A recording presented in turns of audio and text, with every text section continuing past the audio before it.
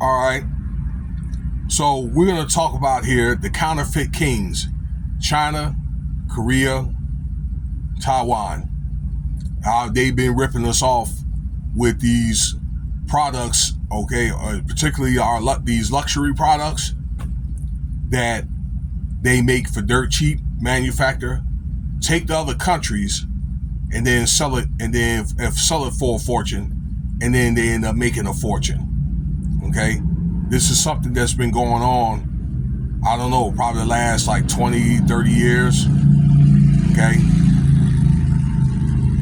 the only way you're probably going to be able to get a good deal out of these goods like I don't know, Birkin, Gucci, I don't know, some of these watches and things like that, jewelry, is if you have to go over there to these places overseas and buy these places and buy this stuff, particularly like the Middle East that has a lot of gold, silver, and platinum where you can get it cheap.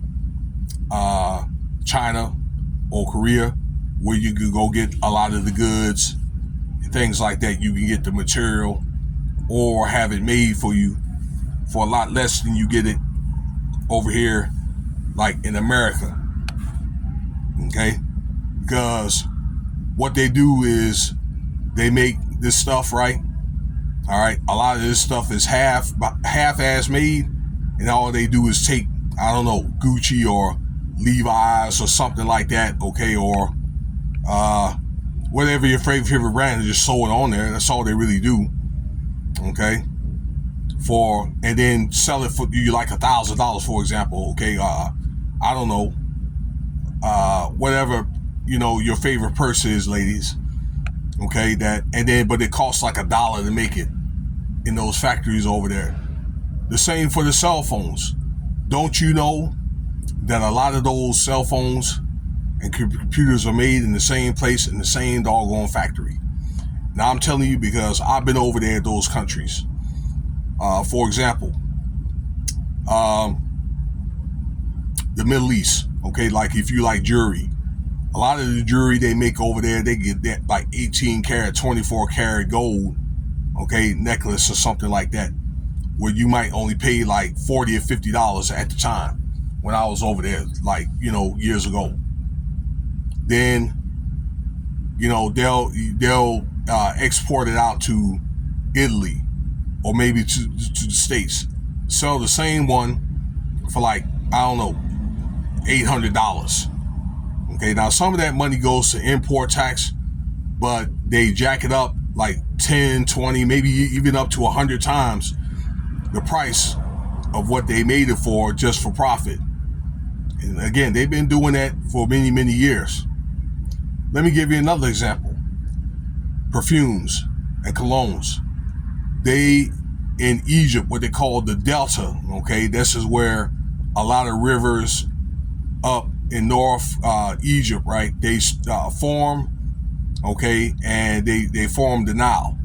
A lot of the fragrances and things like that from the flowers are grown there, okay? So you take a perfume maybe like Chanel, for example, okay, where they'll have the pure oil, all right, maybe, I don't know, like 5 ounces of it, the pure oil, that they'll sell it for maybe 60, maybe, I don't know, like $20 or $30. Pure oil, okay? But they'll take like a tenth of that, put it in like a 10 ounce, 15 ounce bottle, okay? Just put, again, 10% of it and then put the rest with junk and alcohol. Sell it to you for like $300, okay? That type of stuff.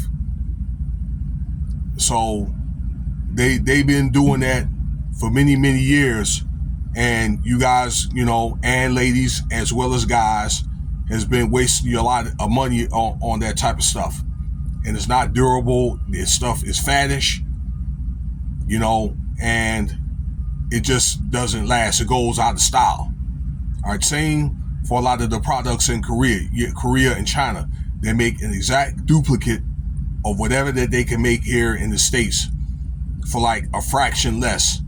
okay, maybe like 10, up to like 90 to 95% less, and sell it like, 100 times the price that they do here, in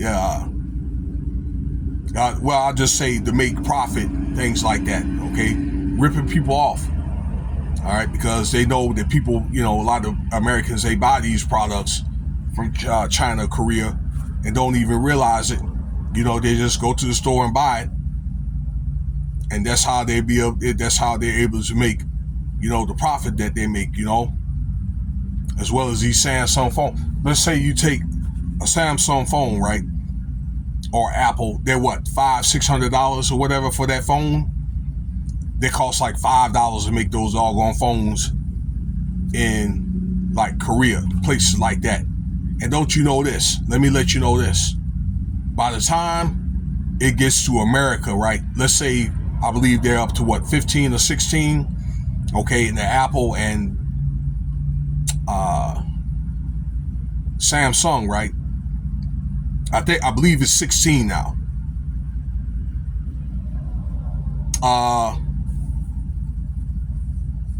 Those phones, they're what, $500 to $1,000. Like I say, they only cost like $5 to make the phone. Now, I said that before, but what I was gonna say is, okay, we got the 16 that came out. All right, it's already been out a year over there before it came out over there. So they're probably on number 17 now. You understand? Of the Samsung and the Apple. Okay? So it's literally out for a year before it even comes over to the States. So it goes to show that they're ahead a year on the technology. And they kind of like give us the America or Europe, whatever they got left. Okay? While they're ahead of the game. Okay? So you figure that they would lose value on the products if they were a year old. Okay, but they take it, sell it for maybe 100 times of what they make, 200 times, and rip the Americans off, rip people from other countries off. Okay, and they've been doing this probably for the last 20, 30 years. So this could be one of the reasons why, President Trump is doing what he's doing. It's going to put people through a lot of pain. But it's one of the things where I guess they want to get people to buy more American products. But what I probably foresee is happening, right? Say when that does happen, okay, I think that some of that might change, but a lot of it's not going to change. So you could get maybe an American phone for $100. But when it starts getting popular, right, whatever brand that is, then that's going to start going up.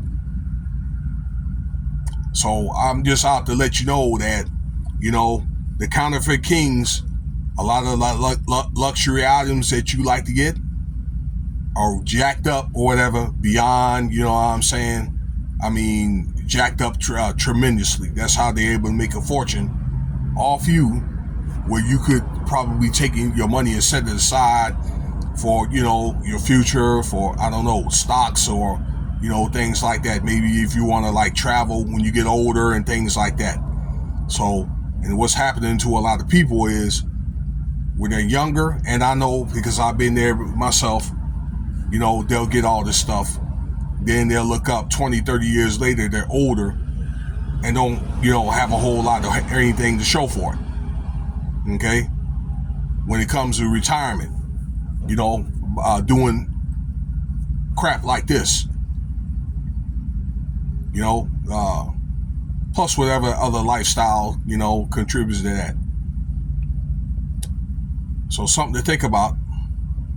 All right, thanks for your time, y'all. Stay tuned for the next video. All right, I'm gonna have more. I'm gonna be pumping more stuff out.